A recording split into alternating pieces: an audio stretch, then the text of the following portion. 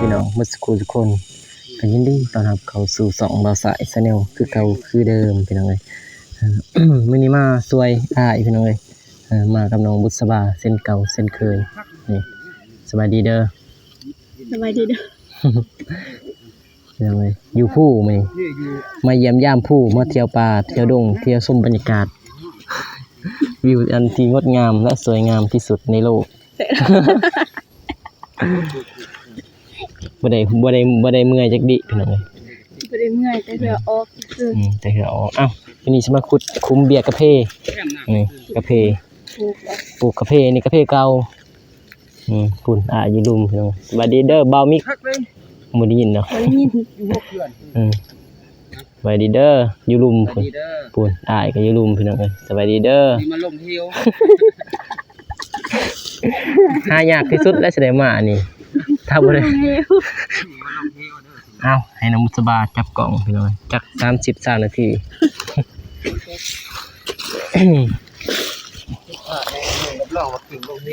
ขนาดสิยืนยังบ่ตรงเลยนะน้องพี่น้องยืนยังบ่ตรงเลยประเภทเก่าก็ยังอยู่แต่ว่ามันบ่ขึ้นก็ต้องได้ปลูกใหม่มาช่วยมื้อนี้พี่น้องเอ้ยบ่ได้เข้าไปช่วยน้องพินบ่มิกมาช่วยอยู่นี่ก่อนตัวนี้นี่คือบ่อยากขึ้นแล้วบ่มิกเนาะตามเบิ่งนี่ขึ้นบ่แปลว่างานมันใหญ่อยู่แต่บ่มียอดนะแต่ว่าปะเลยมือกล้องนี่คือสิอยู่วงเก่าแล้วพี่น้องเอ้ย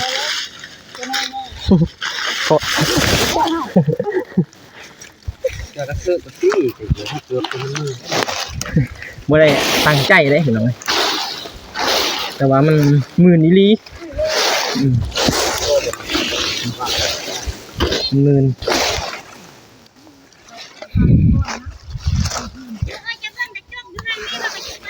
มันมื่นพี่น้องเอ้ยโอ้ยตัวนี้งามเนาะขาดมีลงเลยนะพี่น้องสั่นเป็นสั่นส่วนกาแฟ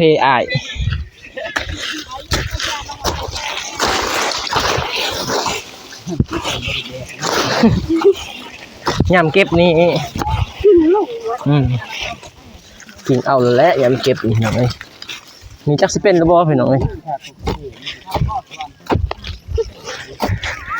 ครั้งแรกเลยนี่ส่วนใหม่วิวนี่งามบ่มีขุดจักแถวบ่มี2แถวขุดไปเลยบ่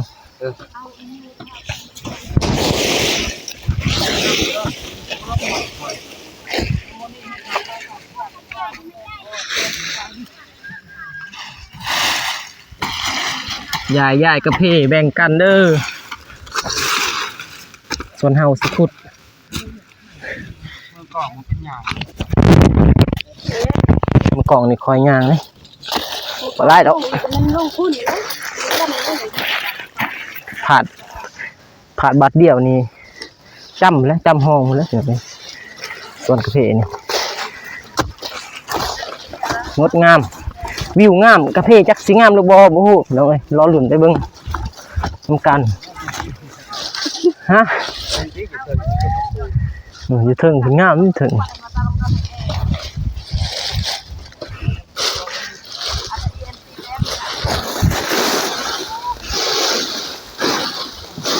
ต้องได้ต่อมานี่ได้ย่างทางนี้ได้ย่างทางบ่มีหญ้าขาเด้หญ้าขาบ่แม่นแคม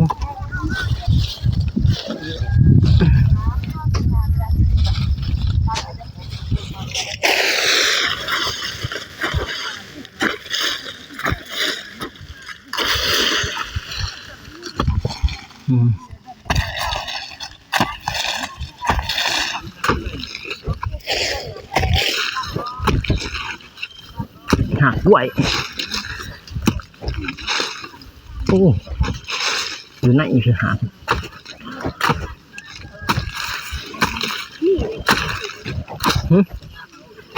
นี่แต่มันหน่อย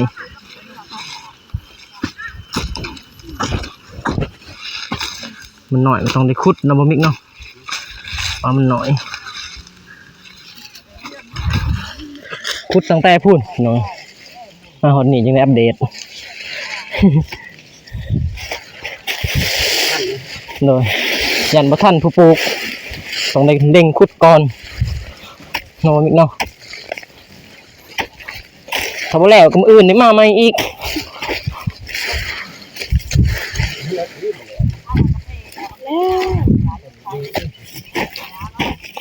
แล้วว่าเบิ่งถ้าบ่แล้วนะ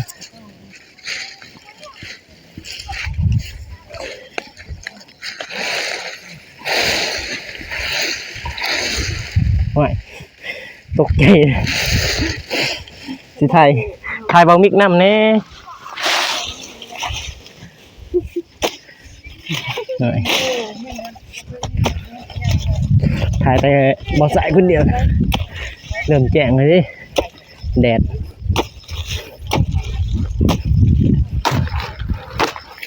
ดีแต่ว่าดินอ่อนเนาะดินมันอ่อน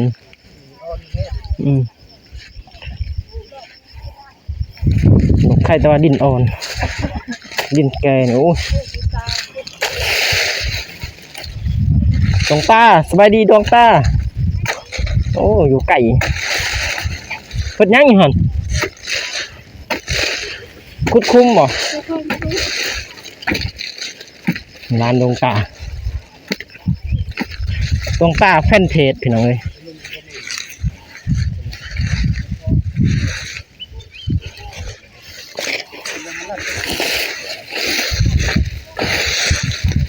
จักคนว่ามื้อนี้วะ2 4 6 8 10 12 14คน14 15เนี่ย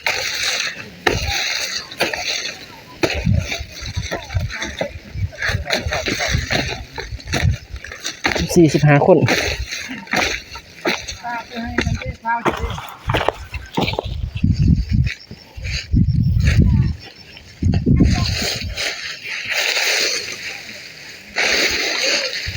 ขอได้เด้อ กันใจอยู่ได้เวลามึงกองยางนี่ บอมิกเนาะกลมเสียงไว้ได้กลมเสียง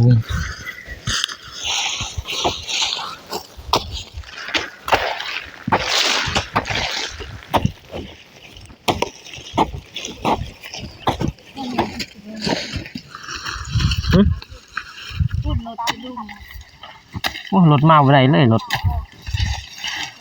จอดไว้ลุมทางคนบอมิกกับบอมิกหนึ่งเมื่อวานนี้ไปตัดหัวเห็นบอกรักเนาะรักบอมิกรักหัวเมื่อวาน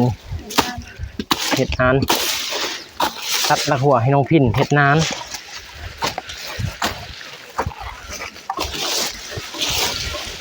ถ้าแล้วกับมืออื่นไปพูนนิกนะบอมิกเนาะ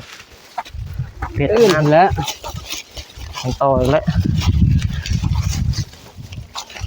นี่เดินทางไกลวันนี้มาใกล้เติบได้เหมือนผู้ยังนี่ผู้ตะยืนบ่แม่นตะยืนแม่นปูตะยืนนี่แหละปูตะยืนเห็นบ่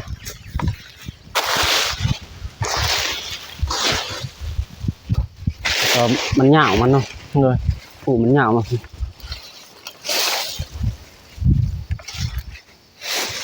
วางเด้ออีเด้อบัด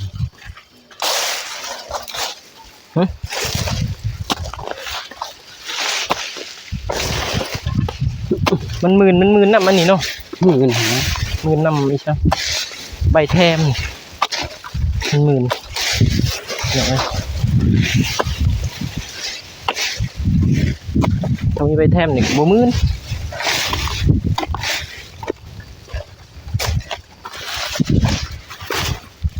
โอ้โหโอ้ตัวนี้คือห่างไปเลย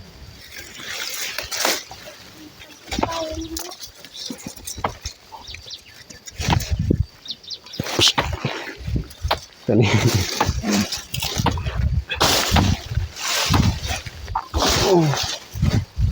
เฮ็ดคือเวียดเลยเนาะขุดเป็นห้องเลย แบบว่ากุดตัวห้องปลูกนะมันมี ขุดเป็นปีนขึ้นได้ อันไปติ้งขึ้นได้อีกนี่เป็นห้องติ้งขึ้นได้ปลูกไปเลยแต่ว่ากุดทางค้างไปนี่ ไปง่ายนี่ เดี๋ยวมีคุดลง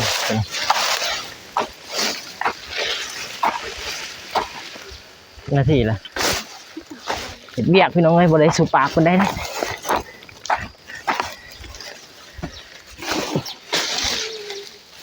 งานก่อน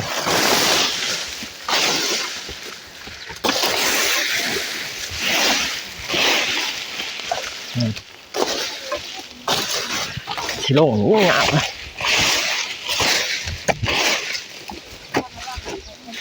คักจกเขาดิ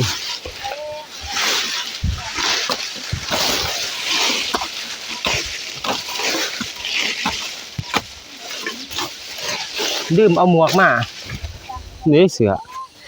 เหรอดื่มเสื้อกันบ่คักเท่าหมวก เสื้อกัน มันก็ป้องกันไปนี่แหละ ป้องกันได้นิดนึงเสื้อ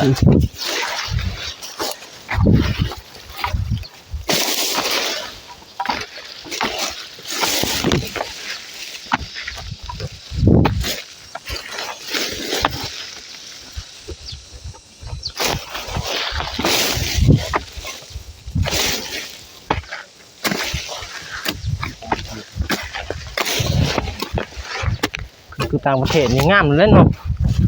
ว่าคุณแบบต่างประเทศนี่งามเลย ส่วนข่อยนี่คันเฮ็ดถูกวิธีก็บ่นัก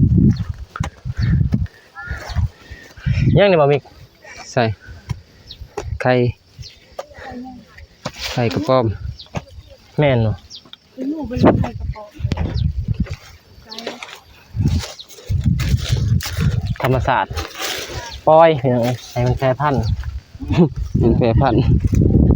ไข่จักไข่ยัง ไก่งู ปล่อยมัน เราต้องให้มันแพร่พันธุ์ของธรรมศาสตร์บ่มีเนาะ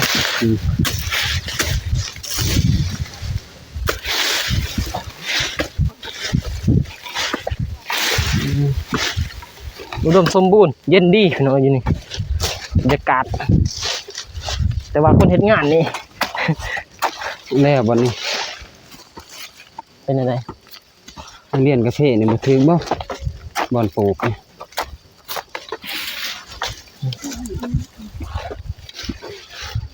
ยัง แม่มันแต่ อยู่ บ่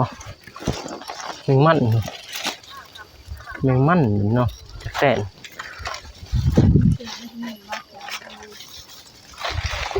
นี่เบิ่งอ้ายเพิ่นขุด ขุดแบบนั้นสบายไปสบายยางเลยถ้าขุดหมดนี่ต้องใส่แรงงานหลายคนนะแต่มันขุดง่ายเป็นแบบนี้เนาะมันสั่นด้วย ใส่ดีเด้อ อยู่ไกล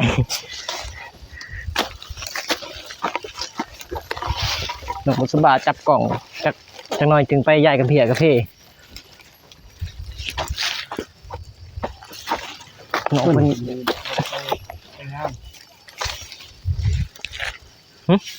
ไปงาน ด้วย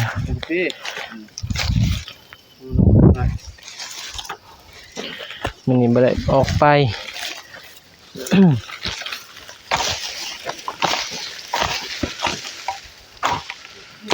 อุ้ยคะแนนนี่มันสิเกิดอันนี้เนาะมันเป็นหยอดอันนี้คือ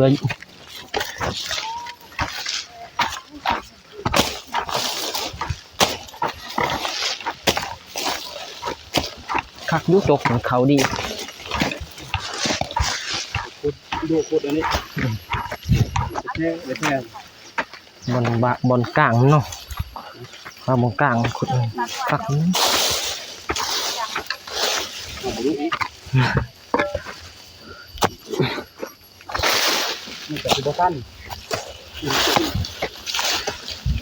สะดวก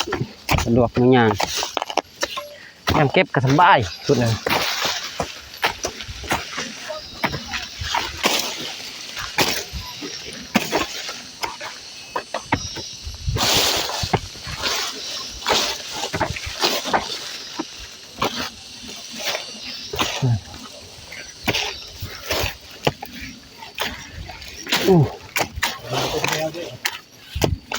มันเป็นแถวนั่นหนีเนาะเป็นแถวนั่นหนีโอเคเป็นหักใหม่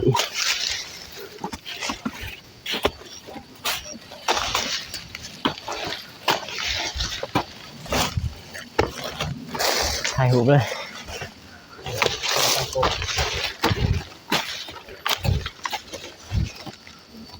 งามบ่เป็นงามเนาะมันงามใหญ่ดีเนาะ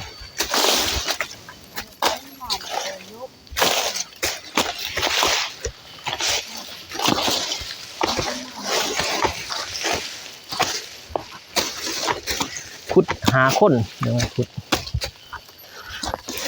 ต้องคิดว่าท่านปลูกเลยว่าขุดหาคน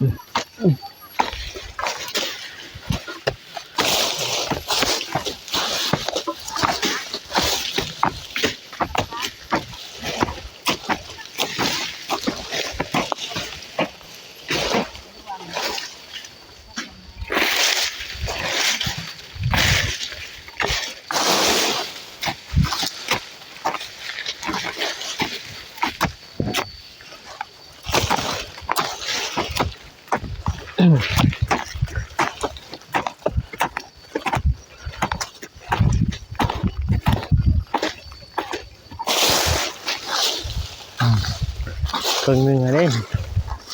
อีกครึ่งหนึ่ง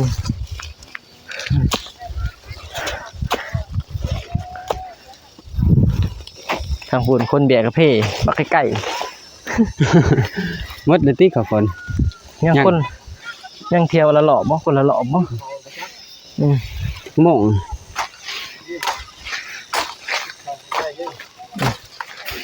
จักโมงอ่ะบ่มี11 โมงยัง11 โมงยัง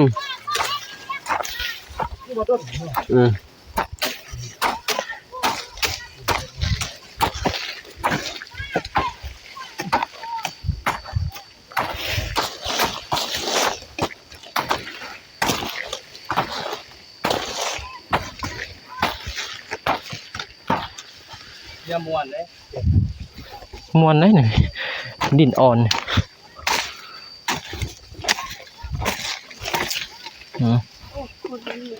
สบายงางสั้นโพดขุดเป็นสบายหยังจะซับไผซับไปบ่จักซับไผดังบ่ได้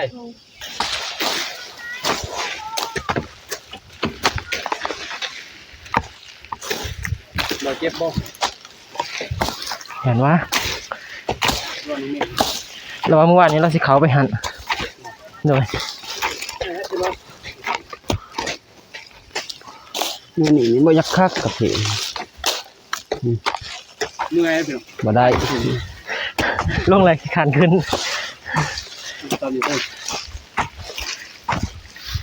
มันทางพันยุลุ่มเนาะตับพันยุทึงเนาะยางขึ้นไปใกล้สุด2 แถวเข้า3 แถวแล้วก็ยัง2 แถวยากตีหน่อยเนาะ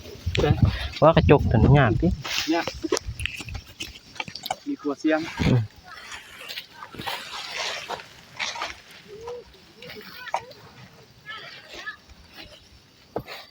โอ้ยใหญ่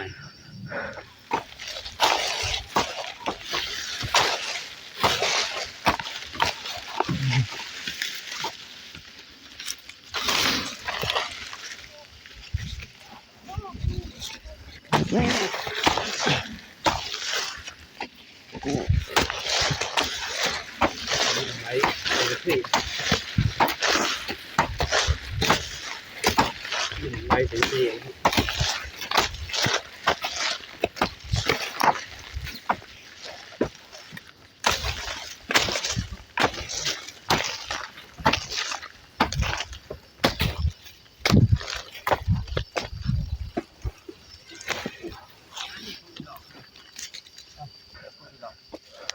บอีก อีหลอก อีกยัง แพ้จ้ะตาม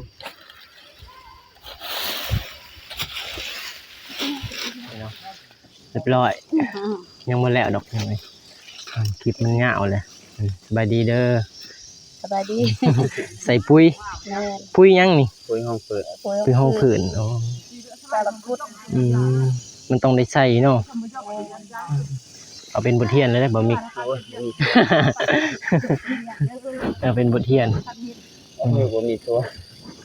เดี๋ยวขึ้นไปเทิงนี่แล้วระบบง่อยข้อเราเอาไประบบง่อยข้อขึ้นพุ่นเอาสัมภาษณ์ ขึ้นมาแล้วนี่ ระบบสบายยังข้านขึ้นนะนั่นไงโอเคก็สิจบคลิปไปเพียงเท่านี้ก่อนถึงเลยก็สิเฮ็ดงานต่อเพราะมันก็ได้หลายนาทีแล้วเห็นไหมมากับบ่มิกน้องบุษบามื้อนี้มาใกล้แน่มาช่วยอ้ายพี่น้องอ้ายบ่าวนงปลูกกาแฟน้องบ่มิกเนาะถ้าแล้วมื้อนี้มื้ออื่นก็สิไปเฮ็ดคะนานต่อให้ผู้มืออื่นนั่นแหละพี่น้องโอเคพี่น้องก็ก่อนอื่นก็ขอขอบใจทางผู้ใหญ่ใจบุญทุกท่านที่เข้ามาชมคลิปแต่ต้นจนจบก็ขอให้ผู้ใหญ่ใจบุญทุกท่านจงมีแต่ความสุขความเจริญสุขกายสุขใจปรารถนาสิ่งใดก็ขอได้สิ่งนั้นที่เราปรารถนาความเจ็บใดๆความขายามีให้ร่ำให้รวยเบิดสุขสุขคนพี่น้องโอเคมีตัวพอกันไหมในคลิปหน้าโดยพี่นะพี่น้องเลยถึงว่าสิถ่ายทำแบบใดก็ฝากไปติดตามรับชมเด้ออยู่ดีมีแรงเบิดสุขสุขคนพี่น้องไปบ๊ายบาย